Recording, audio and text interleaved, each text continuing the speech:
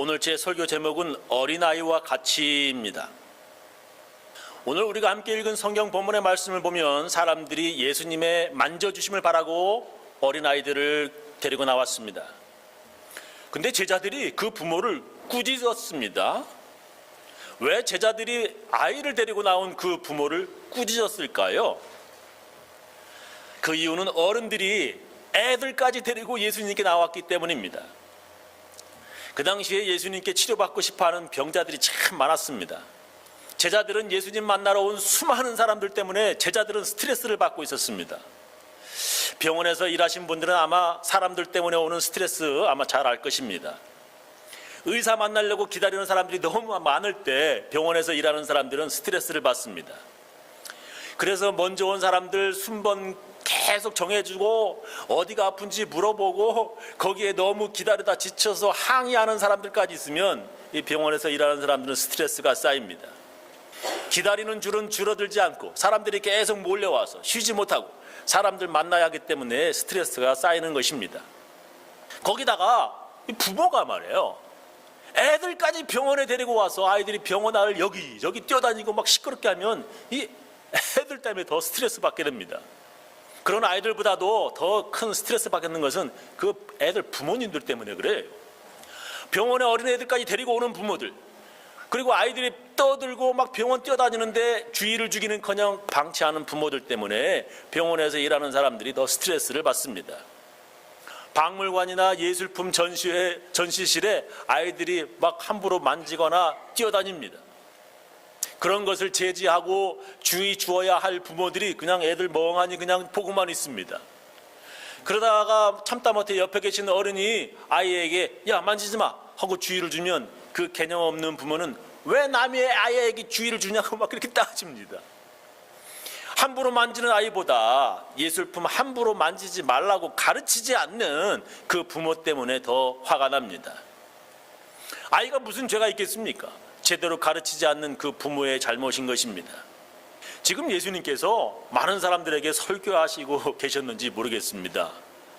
조용히 예수님의 설교 들어야 하는 시간인데 어떤 사람은 애들까지 데리고 나와서 아이들이 떠들고 시끄럽게 합니다. 그래서 제자들이 그 부모를 꾸짖었다라고 한번 상상해 보시기 바랍니다.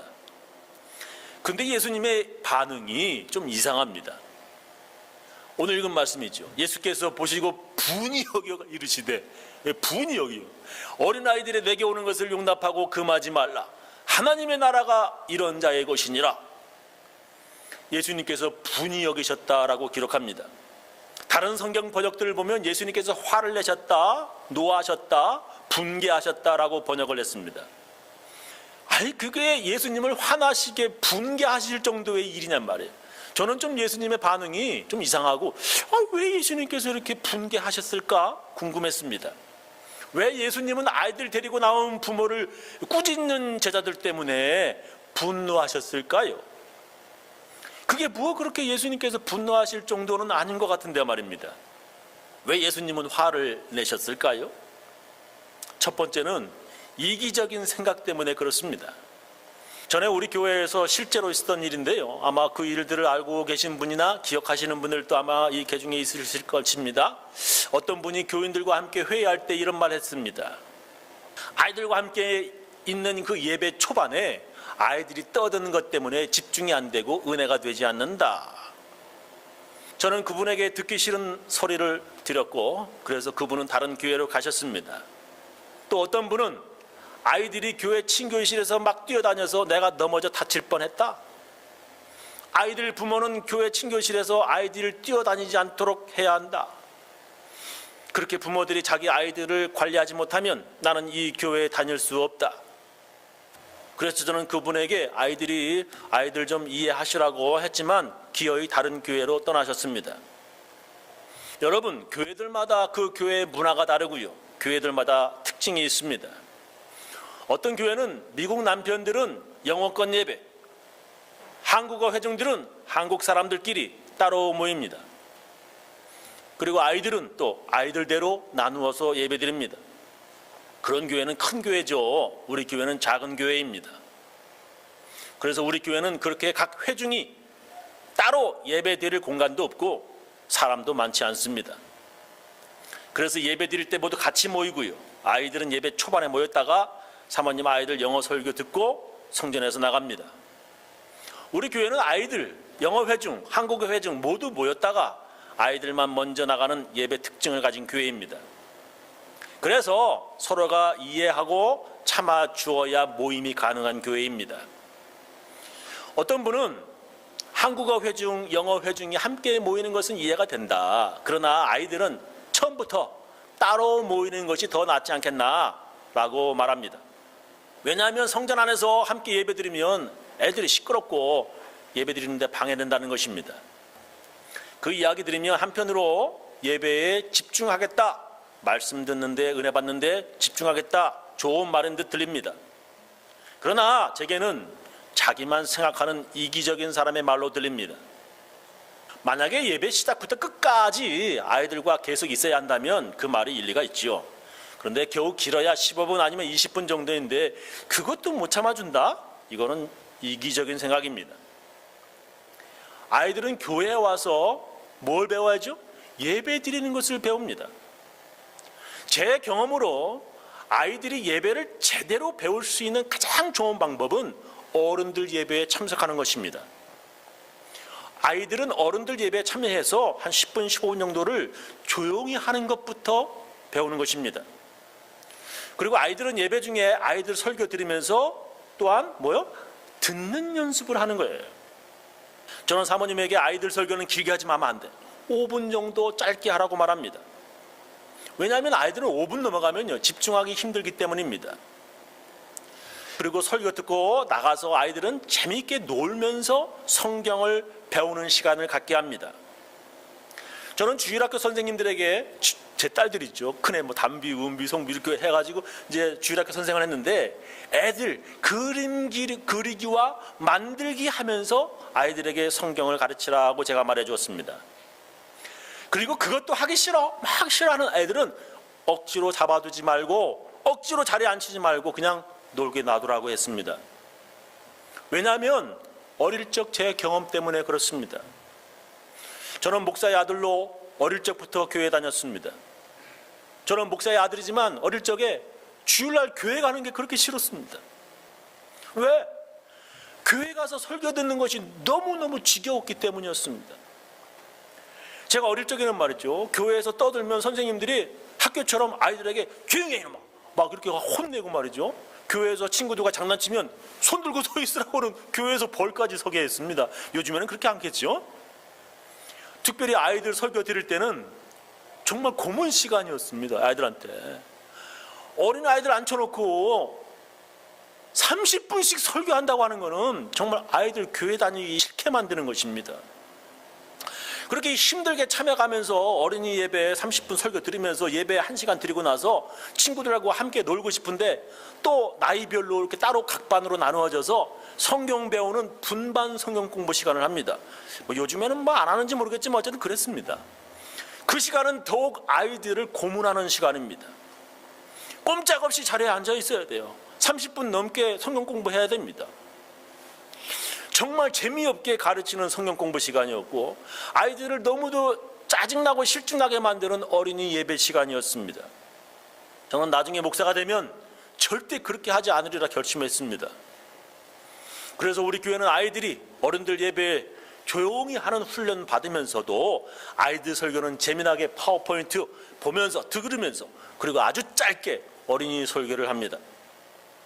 설교 듣고 난 후 아이들은 성전에서 나가서 그림 그리면서 만들기 하면서 성경을 배우게 했습니다. 그리고 아이들이 그것도 싫어하면 억지로 자리에 앉게 하지 말고 그냥 놀게 하라고 했습니다. 아이들이 잘못해도 혼내지 마, 말로 잘 타이르라고 했습니다. 그러면서도 아이들에게 장난감 서로 나누면서 노는 것, 쉐어하는 거죠. 그림 그리는 시간이나 만들기 시간에 자기보다 어린 애들을 도와주는 것을 포커스로 주란 말이에요. 그런 걸 더 강조하란 말이에요. 자기보다 어린 애들을 잘 이렇게 도와주도록 잘 가르치라고 말했습니다. 그래서 그런지 모르겠어요. 우리 아이들, 교회 아이들 보면 다 착하고 말이에요. 서로 어린 애들끼리 잘 돕습니다.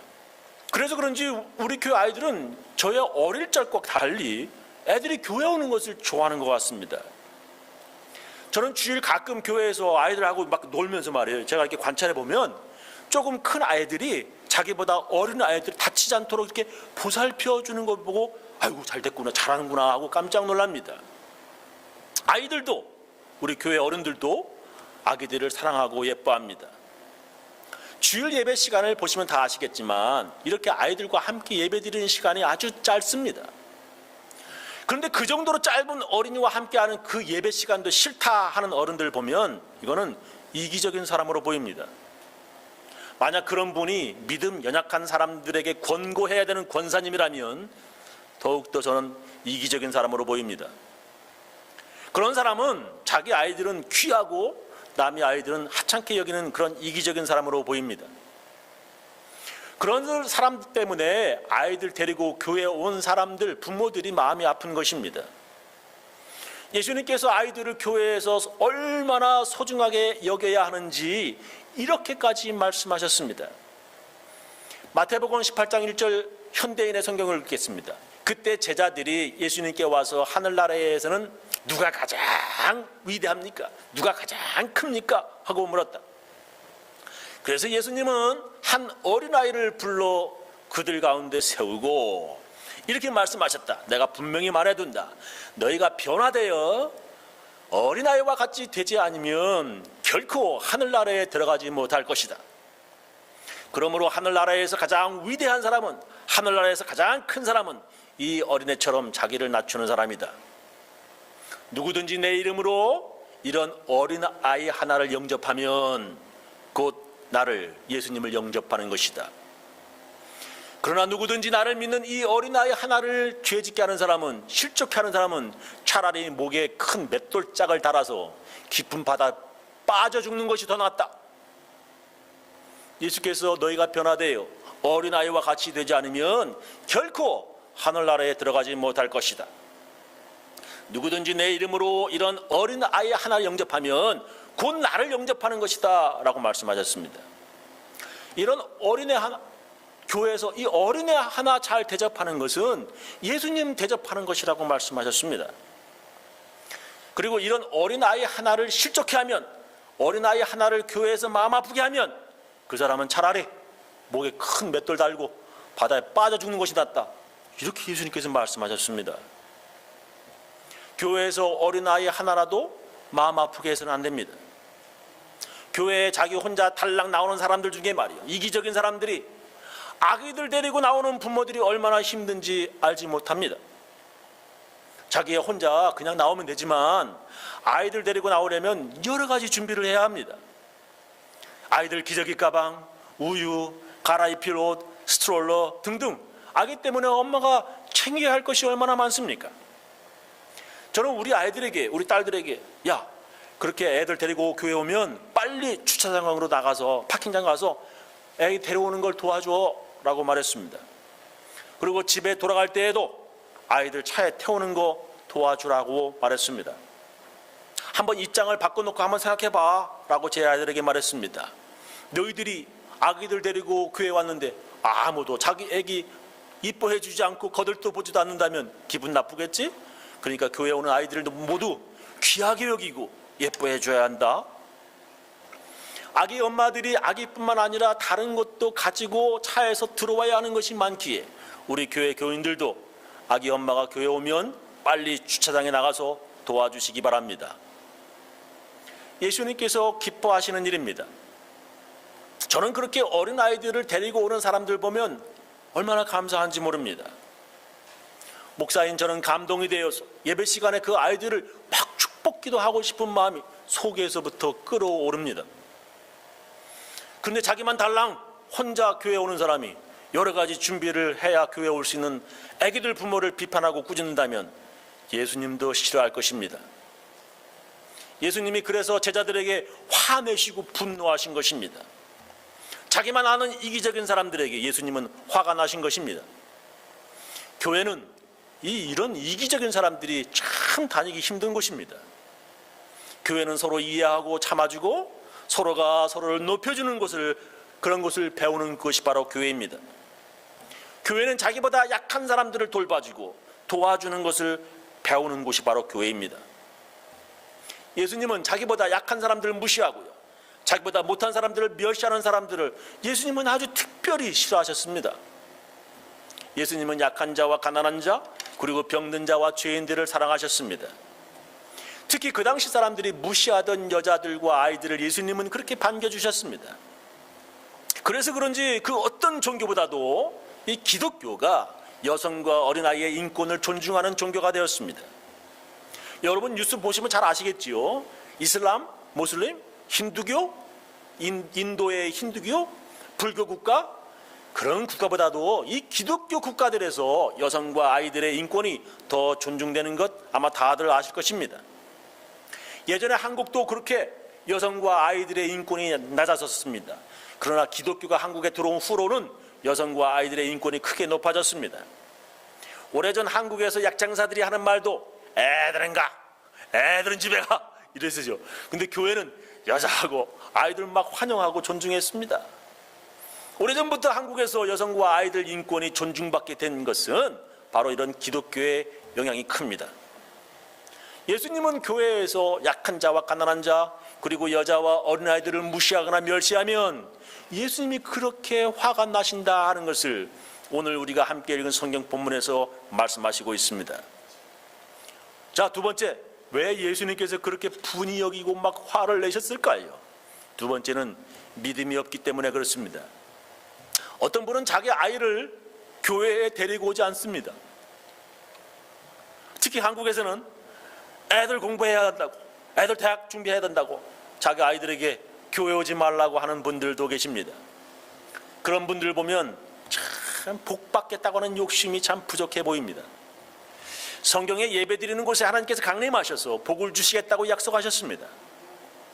출애굽기 20장 24절, 제가 좋아하는 말씀입니다.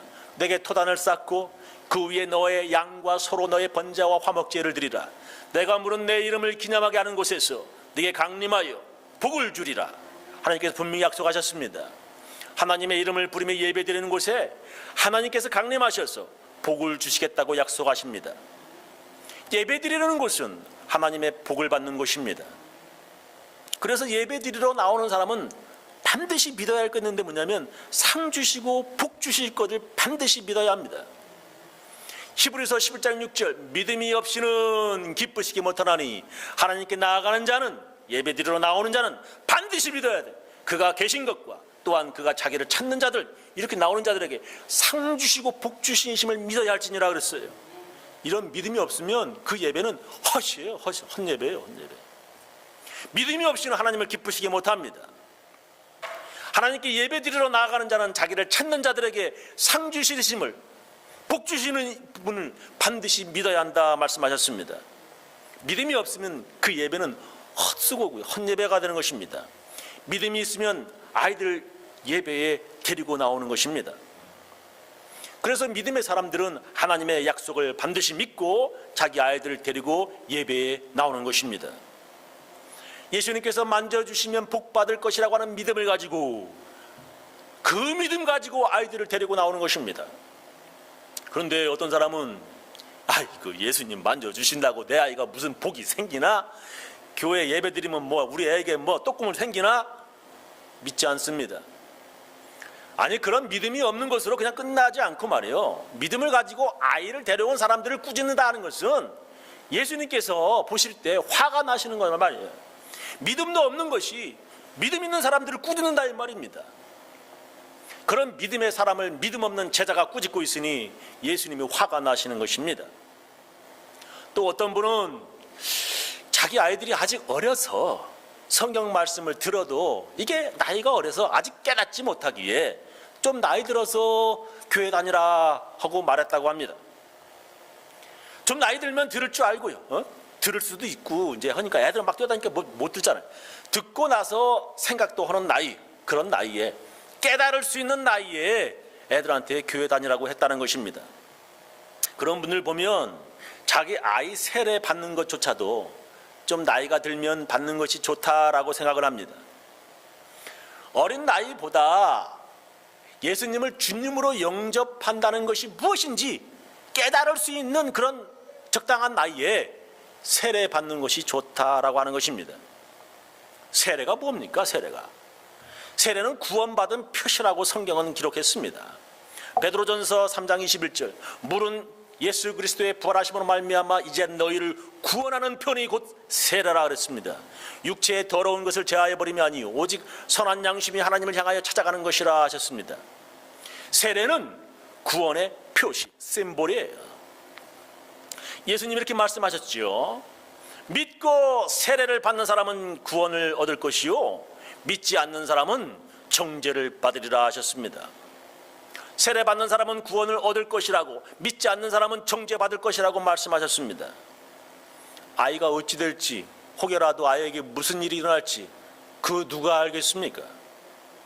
그래서 그 어린아이가 세례가 뭔지 몰라도 교회는 어린아이들에게 일찍부터 구원받은 표인 세례를 주는 것입니다. 또한 부모는 아이들 키우면서 너는 세례받은 사람이야, 너는 하나님 거야, 믿음으로 가르치는 것입니다. 그것이 바로 믿음입니다. 근데 제자들이 예수님께 아이를 데리고 나온 부모들을 꾸짖는 이유가 혹시 애들은 나중에 알아들을 만한 나이에 데리고 와 하는 그런 이유가 아니었을까? 저는 그렇게 생각 한번 해봅니다. 지금은 아직 어린 아이라 말귀도 잘 못 알아들으니 나중에 어른 되면 데리고 오라 하는 뜻이 아니었을까? 제자가 그렇게 꾸짖는 이유가 말이죠. 그러나 예수님은 그런 제자들에게 분노하시고 화를 내셨습니다. 왜냐하면 어린아이 때부터 신앙적으로 가르쳐야 하기 때문에 그렇습니다. 제가 가진 교육 철학은 아이들은 아주 어릴 적부터 잘 가르쳐야 한다는 것입니다. 아이가 7살 넘어가면요, 요즘에 어떤 분은 그러죠. 5살 넘어가면, 아니 3살 넘어가면 고치기 힘들어 라고 그렇게 말합니다. 그래서 아이가 아주 어릴 적부터 올바른 가치관을 심어주고 바른 생각을 하도록 어릴 적부터 가르쳐야 합니다. 저는 부모님에게서 어릴 적부터 교회 나가면서 철저하게 배운 것이 하나 있습니다. 이것은 저의 재산입니다. 그것은 바로 기도입니다. 힘들고 어려우면 기도하는 것을 제 어머니에게서 배웠습니다. 충청도 어린아이인 저는 초등학교 5학년 때 서울로 유학을 왔습니다. 그래서 서울에 처음 와서 제 충청도 사투리 때문에 서울 친구들에게 따돌림을 당했습니다. 지금 생각해 보니까 그게 왕따였어요. 어느 날 학교에서 저를 촌놈이라고 놀리던 서울 아이들과 싸움이 붙었는데 제가 그 싸움에 져서 울면서 코피 흘리면서 집으로 돌아오게 되었습니다. 근데 울면서 집에 돌아가면서 말이죠, 엄마한테 일러야지 하고서 이제 집에 가는데, 집에 가봤자 부모님이 집에 안 계시는구나 하는 생각이 났습니다. 그래서 어린아이였던 제 마음이 집에 엄마가 없다는 것에 아주 외로워졌고요, 슬퍼졌습니다. 엄마 없는 집에 들어가기도 싫었습니다. 어디로 갈까 하다가 교회에 들어갔습니다. 그때 다니던 교회 입구에 가면요, 기도실이 있었는데 아주 깜깜하고 무서웠습니다. 그래서 애들이 거기 안 들어가려고 그래요. 거기 들어가서 울면서 제가 이렇게 기도했습니다. 하나님, 제 아버지는 지금 시골에서 주의 종 목사로 바쁘십니다. 어머니도 주님의 일을 돕느라, 교회 일 하느라 여기 서울에 안 계십니다. 부모도 없는 저는 여기 서울에서 너무 외롭고 힘듭니다. 제 부모님이 여기 서울에 계시지 않으니 하나님께서 제 아버지가 되어주세요. 그때 저의 아버지가 되어달라고 하는 어린 저의 기도를 하나님께서 귀를 기울여 주셨고요, 그때부터 지금까지 하나님께서 제 아버지가 되어주셨습니다. 그때부터 하나님은 저와 함께 계셨고 불쌍히 여기셔서 지금까지 저를 버리지 않으셨습니다. 여러분, 어릴 적에 갖게 된 하나님에 대한 믿음은 제가 외로울 때 하나님께서 저와 함께 하시고 어릴 적부터 기도하면 하나님은 내 슬픔을 기쁨으로 바꾸어 놓으셨습니다. 저의 딸들이 어릴 적에 이제 여자애들이라 그런지 말이요, 밤에 자기 방에서 혼자 자면 무섭다고 가끔 엄마와 함께 자겠다고 제게 말합니다. 그때마다 무서워하지 말아라, 하나님이 함께 하시고 예수님이 너와 함께 하신다, Jesus with you 라고 제가 말해 주었습니다. 이 세상을 모든 만물 창조하신 하나님이 나와 함께 하신다고 하는 믿음은 이 세상 그 무엇도 두려워하지 않게 됩니다. 우주 만물의 주인 되신 하나님께서 나와 함께 하신다고 하는 표시로 우리에게 예수님을 보내주셨습니다. 예수님이 우리와 함께 하신다고 하는 크리스마스가 다음 주일입니다. 이렇게 하나님이 나와 함께 하신다고 하는 믿음은 삶을 포기하지 않게 하고요, 어려울 때 큰 힘을 내게 합니다. 성경에 보니 그런 두려워하지 않는 사람이 있었습니다. 그 사람은 겁도 없이 자기 키보다 2배가 더 넘는 사람에게 덤벼들어 승리한 다윗이라고 하는 사람입니다. 아마 다윗과 골리앗의 이야기는 모두 다 알고 계실 것입니다. 나이도 어린 소년 다윗이 키가 2m가 훨씬 넘는 3m 되는 골리앗을 돌멩이를 던져서 이겼습니다. 다윗의 시를 읽어보면 어린 소년이 믿음 어떠했는지 알 수 있습니다. 시편 27편 다윗의 시. 여호와는 나의 빛이요 나의 구원이시니 내가 누구를 두려워하리요. 여호와는 내 생명의 능력이시니 내가 누구를 무서워하리요. 2절부터 9절까지 생략하고 10절 보겠습니다. 나중에 한번 시편 27번 읽어보세요. 내 부모는 나를 버렸으나 여호와는 나를 영접하시리이다. 다윗은 그렇게 부모는 자기를 지키지 못할지라도 하나님이 지켜주실 것을 믿었습니다. 이사야 49장 15절, 여인이 어찌 그 젖먹는 자식을 잊겠으며 자기 태에서 난 아들을 긍휼히 여기지 않겠느냐. 그들은 혹시 잊을지라도 나는 너를 잊지 아니할 것이라. 이사야 49장 15절 말씀입니다. 여인이 어찌 그 젖먹는 자식을 잊을 수 있겠습니까? 잊을 수가 없지요. 그리고 엄마가 자기 태에서 난 아들을 불쌍히 여기지 않겠습니까? 이건 당연히 엄마가 당연히 아이들을 불쌍히 여기겠지요. 근데 그들이 바빠서 혹시 한순간이라도 잊을지라도 나는 너를 잊지 아니할 것이라 하나님께서 말씀하시는 것입니다. 저희 부모님은 시골에서 교회 일 바쁘셔서 혹시 저를 잊을 때도 있겠지만 하나님께서 내 아버지가 되어서 저를 그 어느 때라도 한순간 잊지 않을 것이라는 믿음이 그 어린 시절부터 있었습니다. 이러한 믿음은 어릴 적부터 가지고 있어야 부모 없이 살면서도 주눅들지 않습니다. 하나님이 함께 하신다고 하는 그 믿음이 어릴 적부터 함께 있어야 함부로 삶을 포기하지 않습니다. 아이가 어리다고 세례받게 하지 않고 아직 어리다고 교회에 데리고 오지 않는 것은 예수님께서 아주 미워하시는 믿음 없는 짓입니다. 아이가 어떻게 될지 모르는데 교회에 데리고 와서 가르치고 어릴 적부터 믿음을 넣어주어야 합니다. 그렇게 아이가 예수님께 나오는데 그 누구라도 방해하면 예수님께서 화가 나시고 분노하시는 것입니다. 그것이 그 아이의 부모라 할지라도, 또한 예수님의 제자나 지금의 목사라 할지라도, 권사라 할지라도, 장로라 할지라도 아이가 예수님께 오는 것을 막는 것은 예수님을 화나게 하고 분노하게 하시는 것입니다. 예배 드리는 곳에 나가면 하나님이 복 주신다고 믿는 우리 교회 교인들과 그 자녀들에게 그 믿음대로 되기를 예수님의 이름으로 축원합니다. 기도하시겠습니다.